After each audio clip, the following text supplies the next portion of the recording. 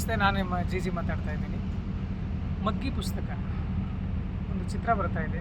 ಈ ಚಿತ್ರದ ಹೆಸರು ಕೇಳ್ತಾ ಇದ್ದಾಗೆ ನಮ್ಮ ಬಾಲ್ಯದ ನೆನಪುಗಳೆಲ್ಲ ಆಗುತ್ತೆ ನಮಗೆ. ಯಾಕಂದರೆ ನಾವು ಮಗ್ಗಿ ಪುಸ್ತಕ ಇಲ್ಲದೆ ಸ್ಕೂಲ್ಗೆ ಹೋಗಲ್ಲ ಅಂತ ಹಠ ಮಾಡಿರೋ ದಿನಗಳೆಲ್ಲ ಇದೆ.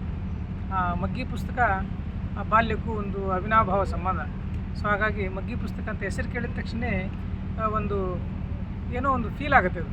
ಸೊ ಅಂಥ ಒಂದು ಟೈಟ್ಲ್ ಇಟ್ಕೊಂಡು ಬರ್ತಿರ್ತಕ್ಕಂಥ ಒಂದು ಸಿನಿಮಾ ಮಗ್ಗಿ ಪುಸ್ತಕ.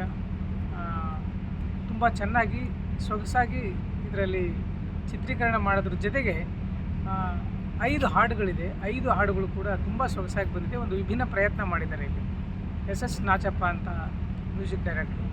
ಸೊ ಅವರು ಈ ಸಾಂಗ್ಸ್ಗಳ ಮೂಲಕ ಒಂದು ಭರವಸೆ ಹುಟ್ಟಿಸಿದ್ದಾರೆ.